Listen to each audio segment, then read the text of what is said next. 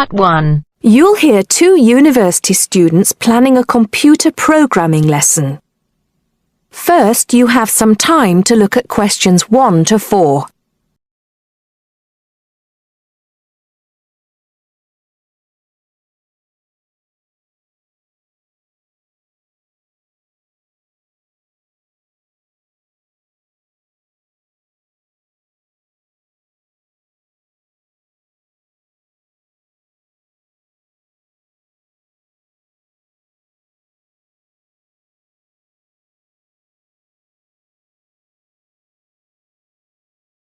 Now listen carefully and answer questions 1 to 4.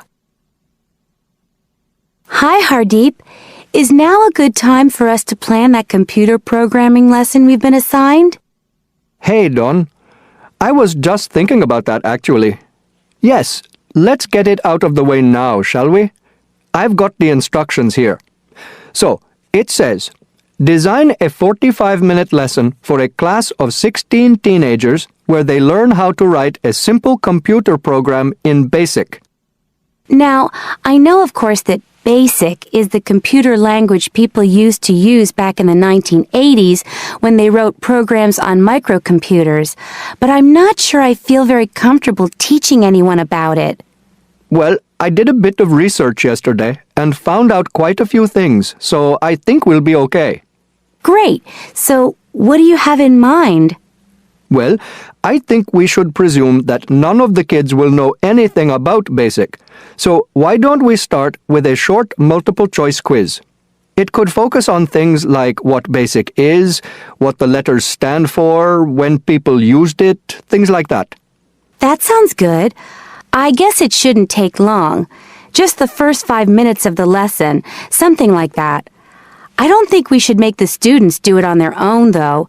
That'd make it too much like a test. Shall we let them do it in twos so they can discuss their choices? Yes, good idea. Then we'll go through the answers with them as a whole group. Good. What next? Well, I've had an idea for the program they could write. I'll tell you about that in a minute. I think the key thing is, though, that before they actually sit at their computers, and I think we should presume that they're doing this lesson in a computer room, they make a flow chart of what they want the program to do. That's usually the best way to start writing a program. This flow chart will show all the different stages of the computer program, right? Exactly.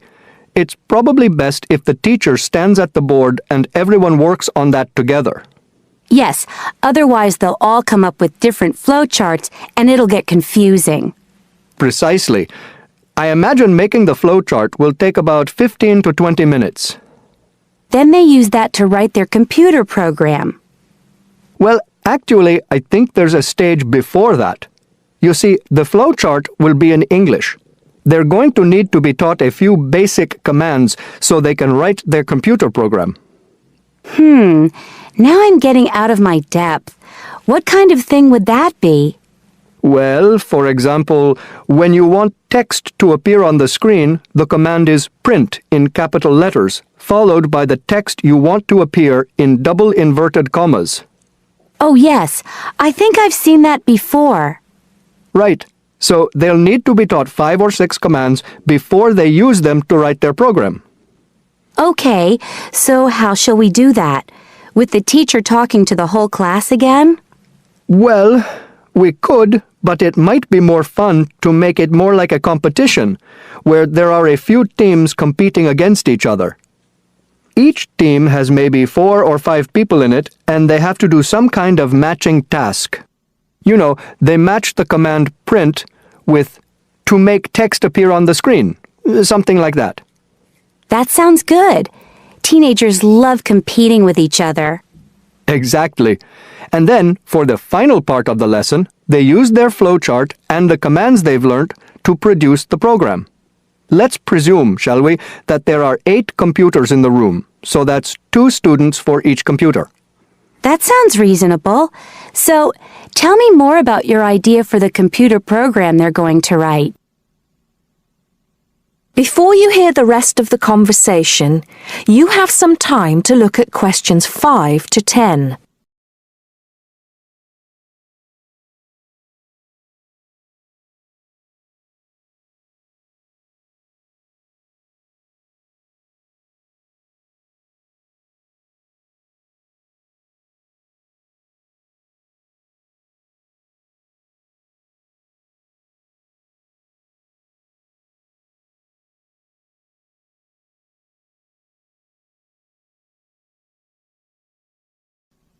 Now listen and answer questions 5 to 10. Okay, so it's a very simple program. I've actually written it down here so we can go through it together. Okay, so the first line says 10 CLS. What on earth does that mean? Well, every line of a basic computer program starts with a number. They usually go up in tens, so the first line is 10, the second 20, and so on. And CLS is the command we use in BASIC to clear the screen. Oh, I see. So that's just telling the computer to start with a blank screen. Exactly. Then we move on to the next line. So this one says 20, print, guess a number between 1 and 10. Right, I see. That appears on the screen. It's not that difficult, is it, when you get the hang of it? Let's see if I can work out the next one. 30, input I. Oh, not sure about that. Well, all that's saying is that the person playing types in a number. Input is the basic command for type in, and I just means any number you like. Oh, okay. Then what happens next depends on what the number is. So we've got 40 if I is less than 1, or if I is greater than 10. Then print. Bad choice. Right. So if they type, say, 0 or 11, that appears on the screen. Exactly. And then this next line takes them back to where it asks them to type in a number between 1 and 10. That's line 50. I see. And line 60 says, if I equals 6, then print. Correct. Ah, okay. So if they've typed 6, they've got it right. And if they haven't typed 6, which is the next line, then try again comes up on the screen, and that takes them back to where they choose another number. It's clever. Well done. That is the end of part 1. You now have half a minute to check your answers.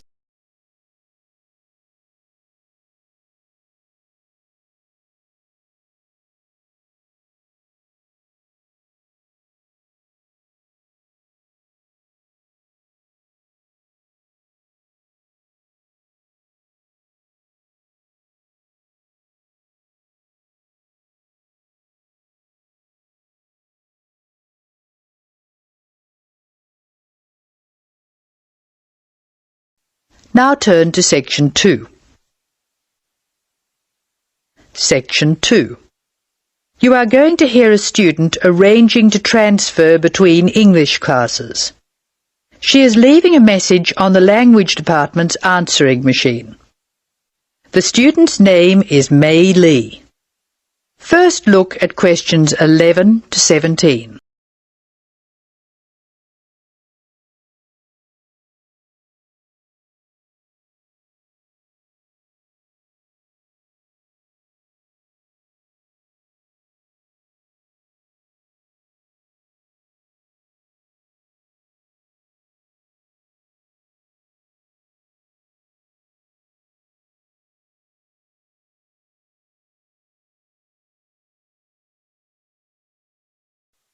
As you listen to the first part of the talk, answer questions 11 to 17.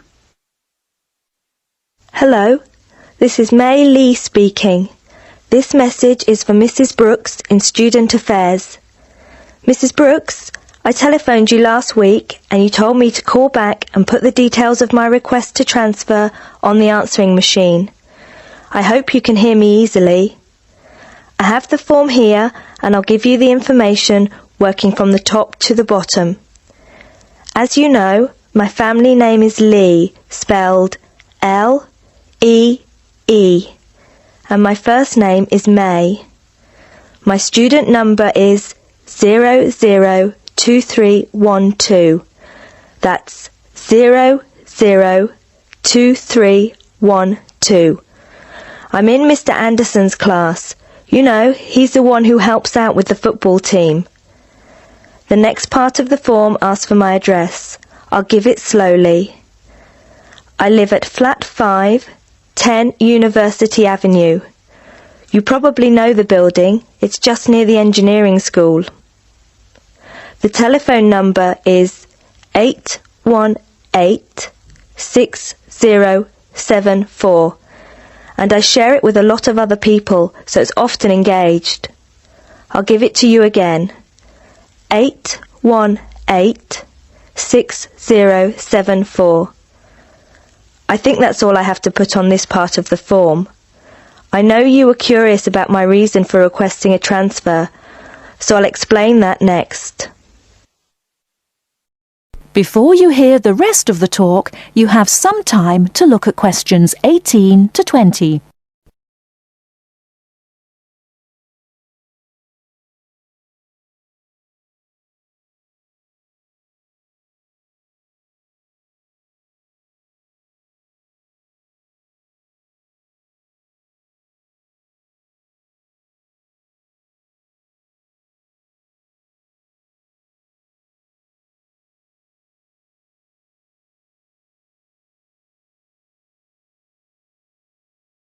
Now listen and answer questions 18 to 20.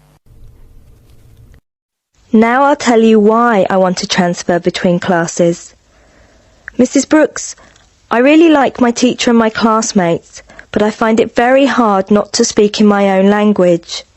I just begin to think in English when the class ends, and I'm surrounded by other people from my country, so it's natural that we all speak in our mother tongue. I have been looking around for a class where there are very few other people from my country, so I'll be forced to use English. The best class I can find is the evening class, which begins at 6 p.m. Most of the students in that class come from countries which speak Spanish, and I can't speak a word, so I must use English. I have an Italian friend in the class, and she tells me there are 2 Hong Kong Chinese, 6 Spanish speakers, and 1 Japanese student. She says most people speak English at the break, although sometimes the Spanish slip into their own language. I checked the class list, and 2 students have dropped out of the evening class, so there should be room for me. Could you please see if I can join the class?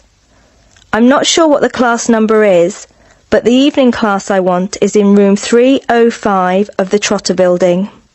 The class I'm in now is next door to the Trotter Building in Prince Tower, so it's very easy for me to find my way to the new class. I'm not going home until late today, so could you please leave a message for me at my friend Margaret's house? Her number is 812-7543, and she has an answering machine. I do hope you can transfer me, Mrs. Brooks. If there is any more information you need, please call me. Thank you very much. That is the end of section 2. You will now have some time to check your answers.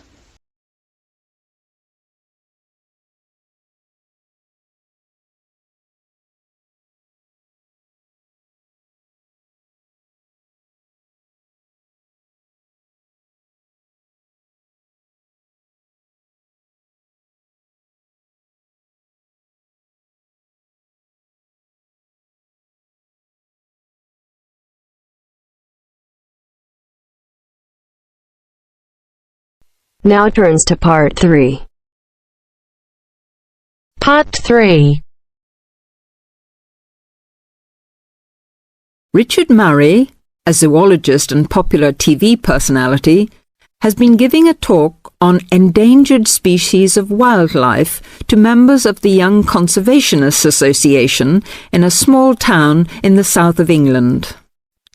Listen to the extract from the discussion he had with 2 of the young people after his talk. First, you have some time to look at questions 21 to 25.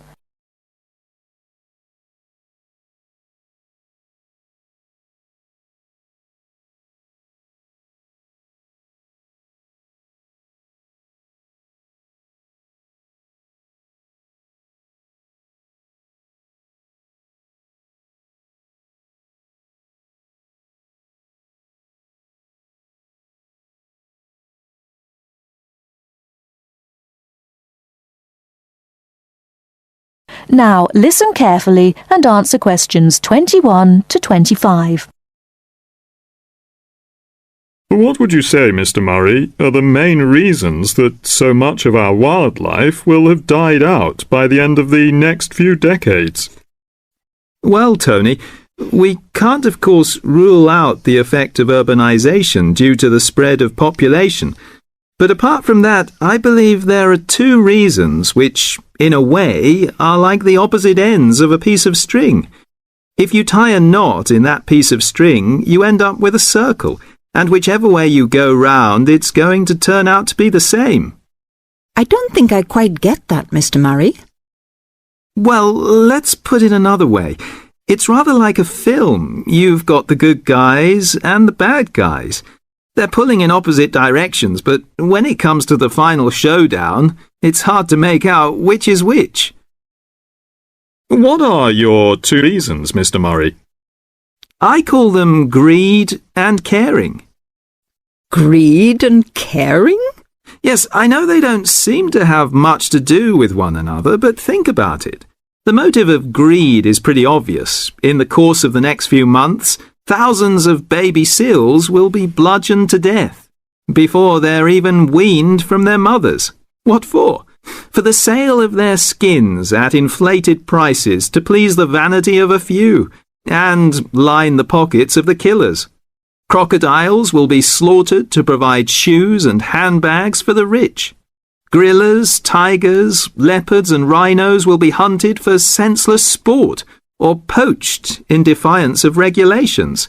Their skins, their horns, and their magnificent heads will be used as trophies to decorate someone's living room floor or walls. That's terrible. Yes, but it's not all. The whale, probably the most impressive and certainly one of the most intelligent sea mammals in creation, will be cruelly hunted and harpooned to make more money for the profiteers.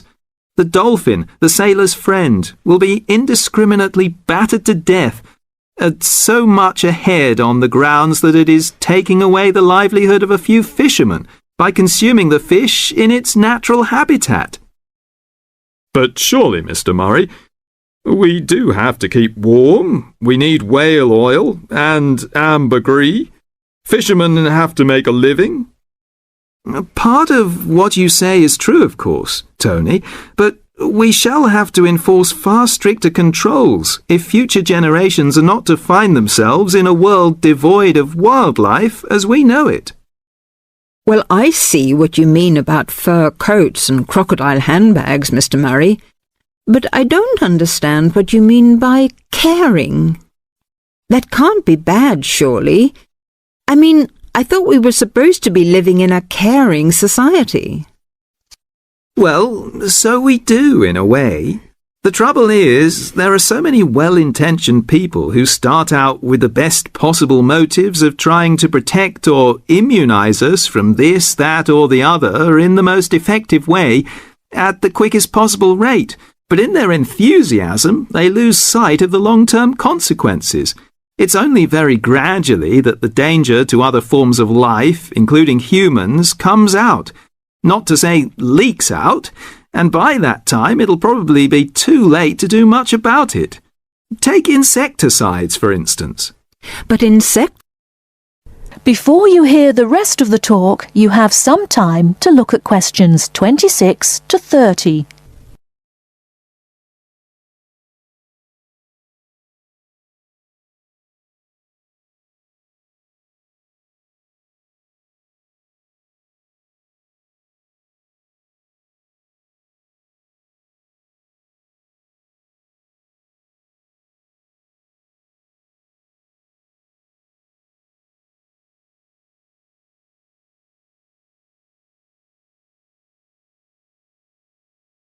Now listen and answer questions 26 to 30. But insecticides protect crops from pests.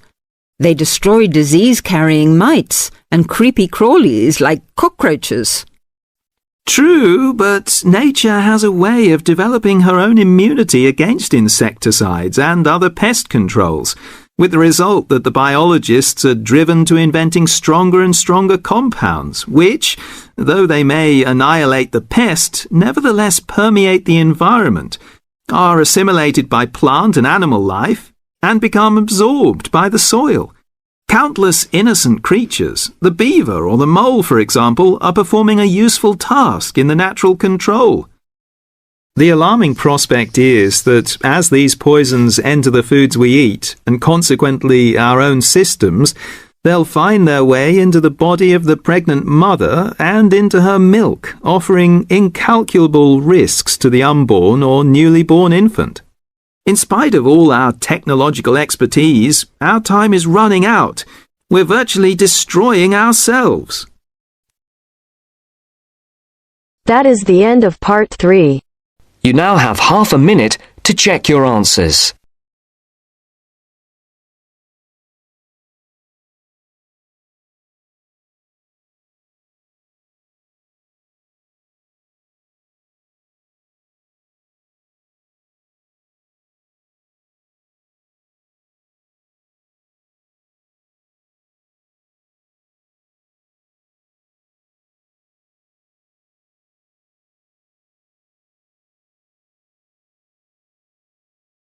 Section 4. In this section, you will hear a report about crime and punishment in the UK. First, read questions 31 to 40.